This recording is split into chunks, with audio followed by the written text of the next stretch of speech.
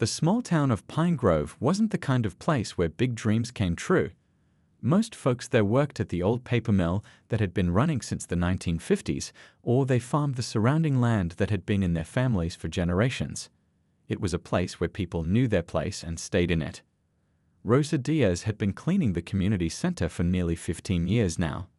At 52, her hands were rough from years of scrubbing floors and wiping down tables, but her eyes still held a sparkle that caught people off guard.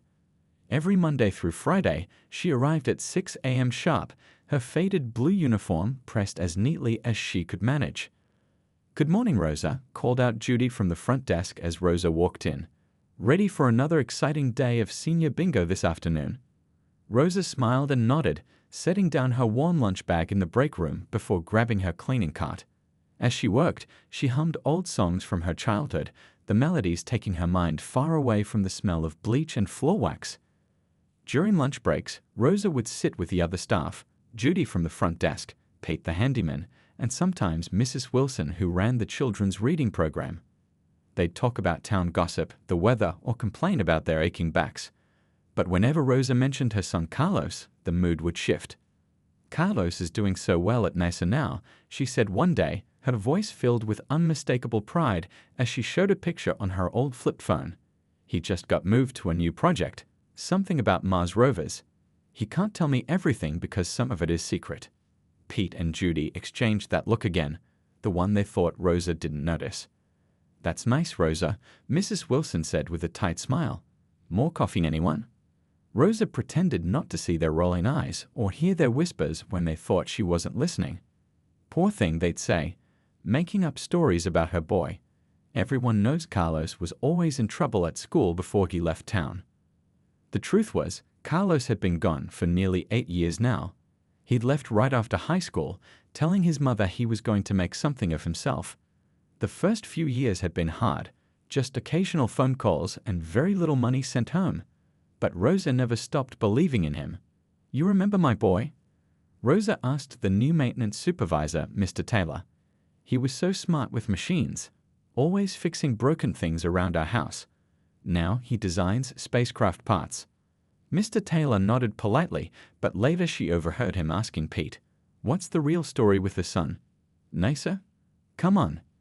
"She's been saying that for years," Pete answered. "Nobody has the heart to call her out on it. Her boy probably works at some garage in the city, if he works at all." The rumors around town varied. Some said Carlos was in jail.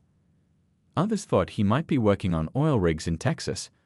A few of the kinder souls suggested he might have a decent factory job somewhere, but was too ashamed to come home after all his big talk about becoming somebody important. As the annual spring festival approached, Rosa mentioned during a planning meeting that Carlos might be able to visit. "He's trying to get time off from Houston," she said, carefully writing his name on the guest list she was supposed to be preparing.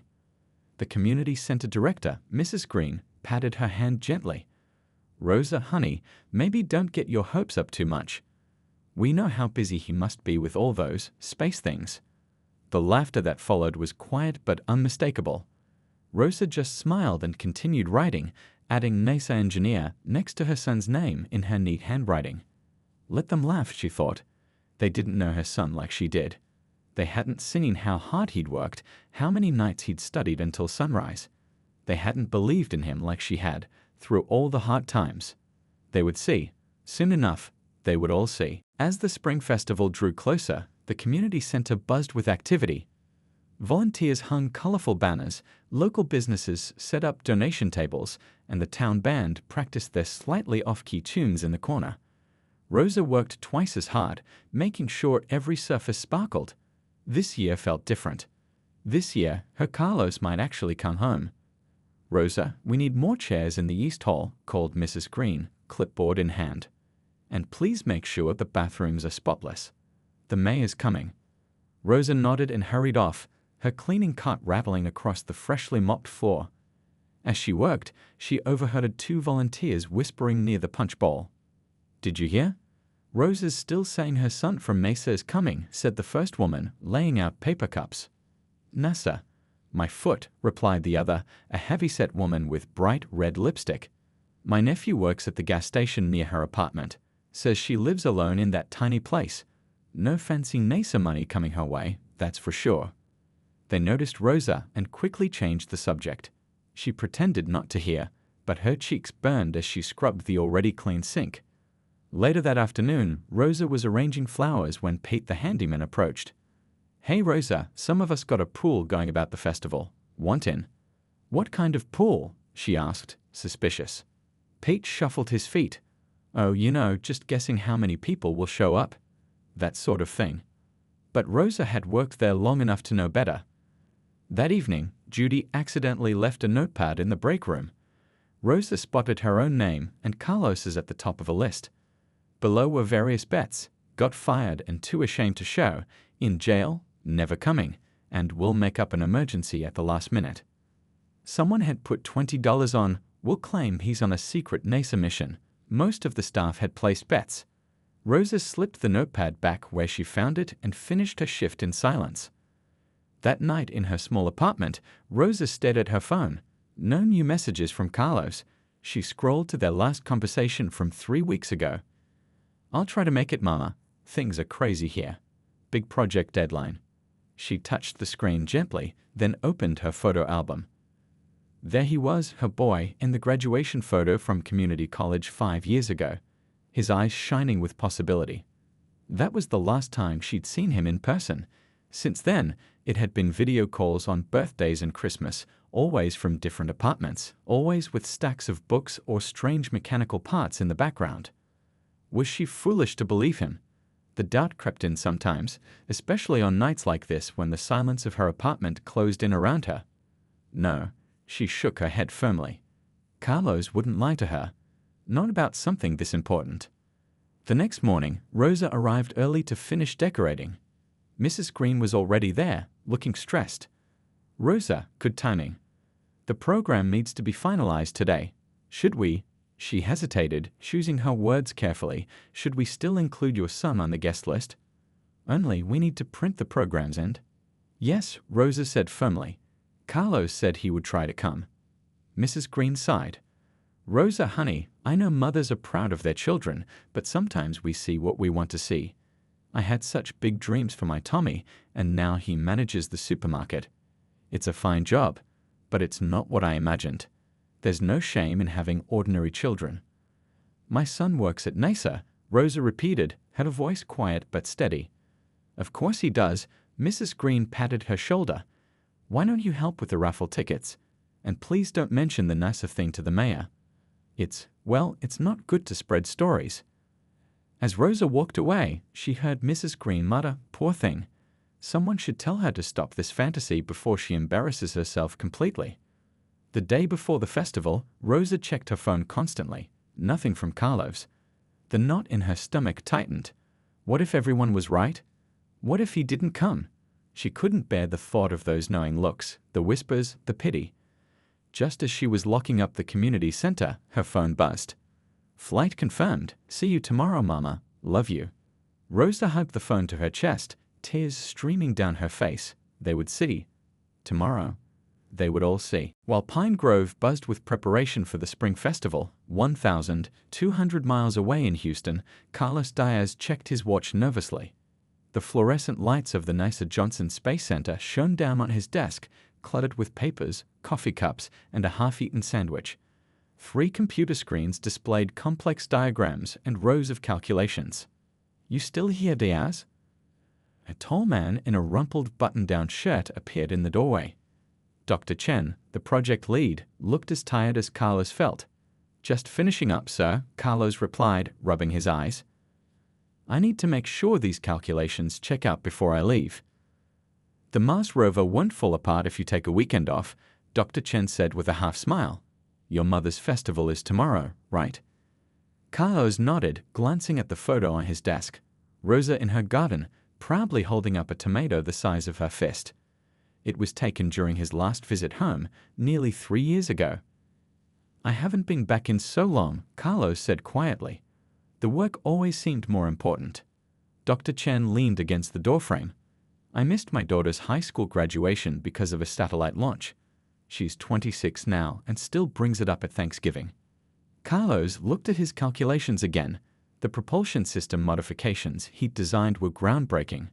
The team was counting on him. The mission timeline was tight. "Go home, Diaz," Dr. Chen said firmly. "The work will be here when you get back." As Carlos packed his laptop and notes, his phone rang. Dave from the engineering team sounded frantic. "Carlos, we've got a problem with the thermal test results. The shield material is showing microfractures under simulation conditions. The whole team's coming in tomorrow to troubleshoot." Carlos froze, his free hand hovering over his NASA badge on the desk. This was the kind of emergency that could make or break careers. The kind that required all hands on deck. I'm supposed to fly home tonight," he said, conflict clear in his voice. "Oh," Dave paused. "Well, it's your call, but Dr. Bueno is coming in specially, and you know he never forgets who steps up in a crisis." After hanging up, Carlos sat in silence. Dr. Bueno headed the selection committee for the International Mars mission team. Getting on that team had been Carlos's dream since he first looked through a telescope as a 10-year-old boy in Pine Grove, back when everyone except his mother said he'd never amount to anything. The teachers who sent him to detention instead of science club. The guidance counselor who suggested trade school because college isn't for everyone. The neighbors who whispered that he'd end up just like his father, gone without a trace. Carlos picked up his NASA badge, running his thumb over the emblem. He'd worked so hard to earn this. Nights studying while working 2 jobs. The community college classes where he discovered his gift for engineering. The scholarship he'd won to finish his degree.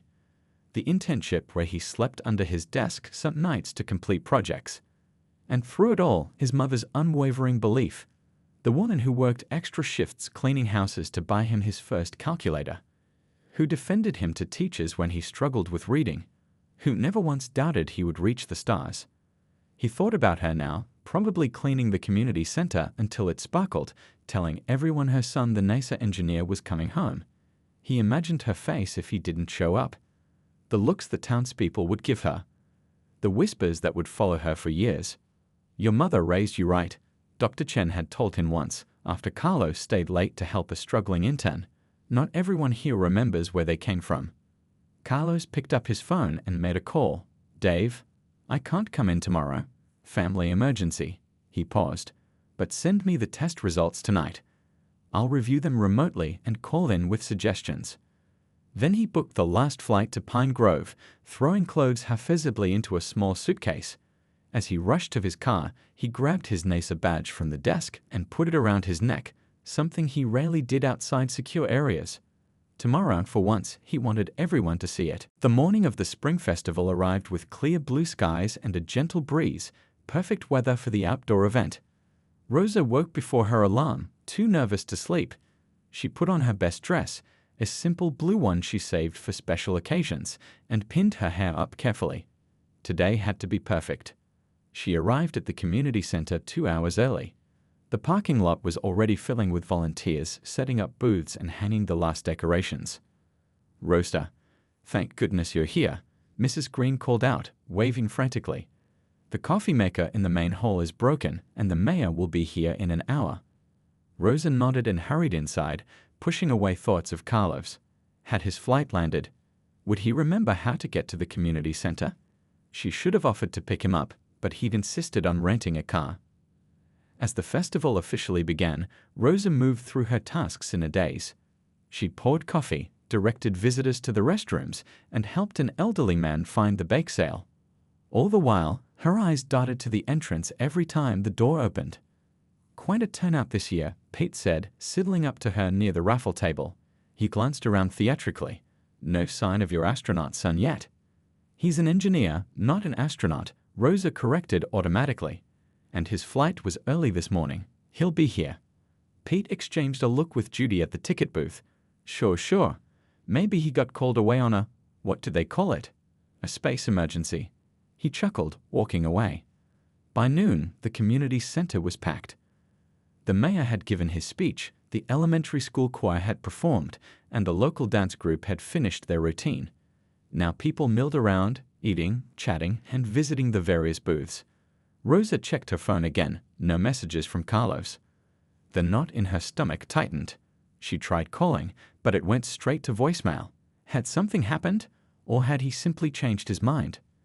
Mrs. Green approached, her smile too bright. "Rosa, we're about to announce the raffle winners. Since your son hasn't arrived yet, perhaps you could help hand out the prizes." The pity in her eyes was unbearable. Rosa nodded silently, following her to the stage. As she climbed the steps, she could feel eyes on her, the townsfolk who had heard her stories for years, now witnessing what they saw as her moment of humiliation. The community center fell quiet as Mrs. Green tapped the microphone. "Ladies and gentlemen, thank you all for coming to our 43rd annual Spring Festival. Before we announce the raffle winners, I'd like to thank our wonderful volunteers, especially Rosa Diaz, who has worked tirelessly to make this event possible." A smattering of applause followed. Rosa stood stiffly beside Mrs. Green, her eyes fixed on a spot at the back of the room. "And now, our first prize winner is—" The main doors swung open with a bang. Conversation stopped mid-sentence. Heads turned. In the sudden silence, footsteps echoed across the wooden floor. A tall young man in a wrinkled button-down shirt and jeans stood in the entrance, scanning the crowd.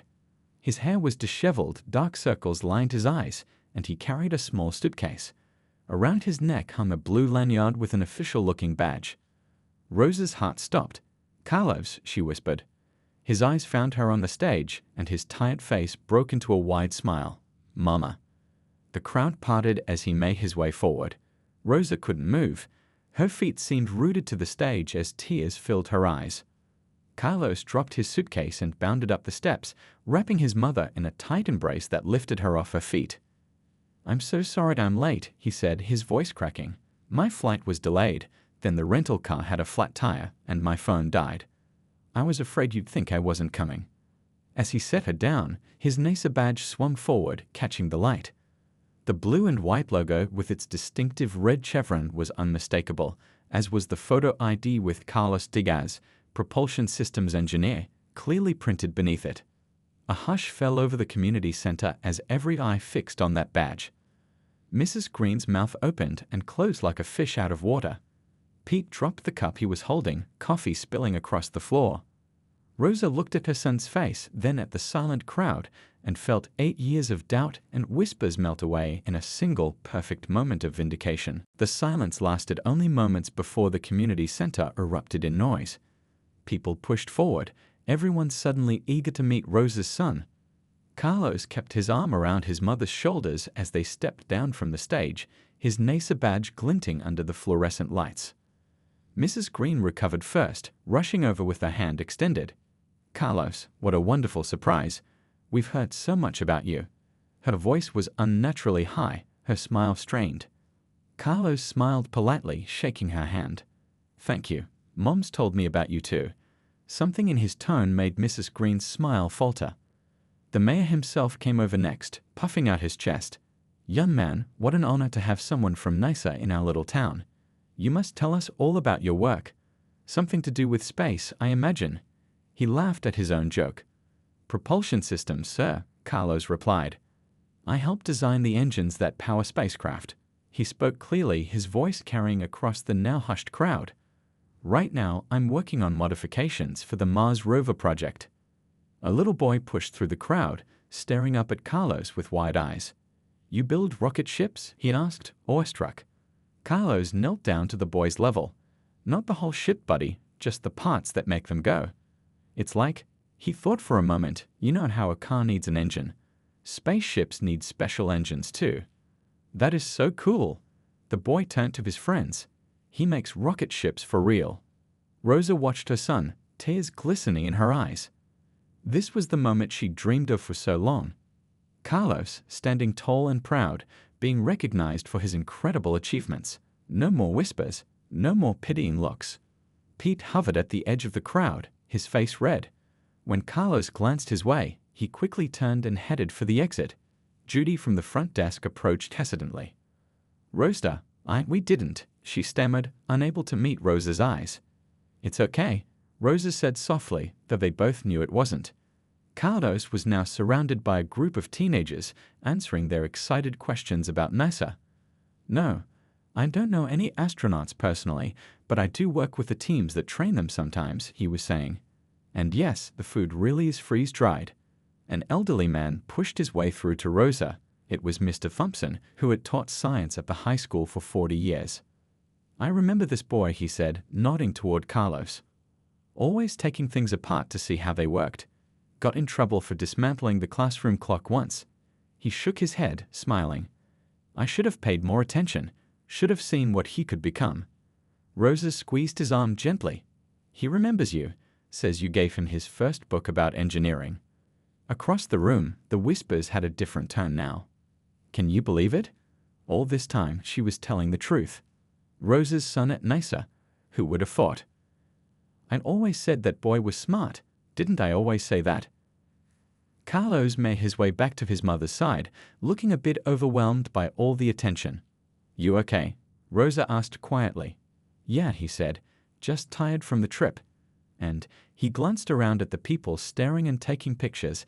"I'm not used to being the center of attention. At work, I'm just one of many engineers." To them, "You're something special," Rosa said. "A local boy who made it big."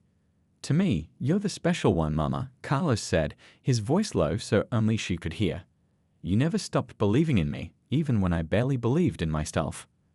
Mrs. Green approached again, this time with the local newspaper reporter and his camera. "Carlos, would you mind? A quick picture and maybe a few words about your work for our paper. It's not every day Pine Grove produces a NASA scientist." Carlos looked at his mother, raising an eyebrow in silent question. Rosa nodded slightly. "Let them see. Let them all see." "Actually," Carlos said, straightening his shoulders, "I'd like to say a few words to everyone, if that's okay." He turned to face the crowd, his arms still around his mother's shoulders. "I have a story to tell you about a woman who cleaned your floors, served your coffee, and never gave up on her son, no matter what anyone said." The community center grew quiet as Carlos began to speak. Rosa stood beside him, her eyes fixed on her son's face as he addressed the crowd. "Most of you know my mom," Carlos began, his voice steady. "She's cleaned your floors, wiped your tables, and fixed your coffee machines for 15 years. What you might not know is that she worked 2 jobs most of my life. She cleaned houses on weekends so I could have books and a computer." People shifted uncomfortably, avoiding each other's eyes. "When I was 10, I took apart our TV to see how it worked. I couldn't put it back together. Instead of getting angry, Mom saved for 3 months to buy me a build-your-own radio kit." Carlos smiled at the memory. It barely worked, but she acted like I'd invented something amazing. Rosa wiped a tear from her cheek, remembering the static-filled sound that had finally come from that little radio. How proud she'd been. "In high school, I wasn't exactly a model student," Carlos continued. "I got bored easily. Some teachers thought I was trouble." He glanced at Mr. Thompson, but a few saw something else. "And my mom? She never doubted me for a second." Carlos reached into his pocket and pulled out a worn, folded piece of paper. "This is a letter my mom wrote to me when I left for community college. I've carried it every day since." He unfolded it carefully. It says, "My son, your mind is a gift. When people said you can't do something, it only means they can't imagine it. I can. I always will." Several people in the audience wiped their eyes. Mrs. Green looked down at her shoes. "I worked nights stocking shelves while studying engineering. When I got my scholarship to finish my degree, Mom was the first person I called. When I got hired at NISA, she told me she'd known all along that's where I'd end up." Carlos put the letter back in his pocket. "I heard some of you thought she was making it up." "That she was?" He paused, his jaw tightening, delusional or lying about her son working at NISA. The room was so quiet you could hear the clock ticking on the wall. "I understand doubt. In science, we question everything. But there's a difference between healthy skepticism and cruelty." His eyes moved across the crowd. "While you were laughing at her, my mom was sending me care packages with homemade cookies all the way to Houston. While you were making bets about me not showing up, she was telling her NASA son how proud she was of all of you in this town." Pete had returned and stood at the back, staring at his shoes. "I'm not here to make anyone feel bad," Carlos said, his tone softening. "I'm here because I finally had 2 days off after 3 months of 12-hour shifts, and I wanted to spend them with the one person who never stopped believing in me." He turned to Rosa, taking both her hands in his. "Thanks, Mama." The room burst into applause. Rosa smiled through her tears as Carlos hugged her tight. As the noise died down, Mrs. Green stepped forward, her face flushed. "Carlos, on behalf of everyone here, I want to apologize for not," she struggled to find the right words. "For not believing," Carlos finished for her. "Yes," she admitted, "we should have known better." The little boy who had asked about rocket ships tugged on Carlos's sleeve. "Can you show us pictures of the spaceships you work on?" Carlos looked at his mother, who nodded encouragingly.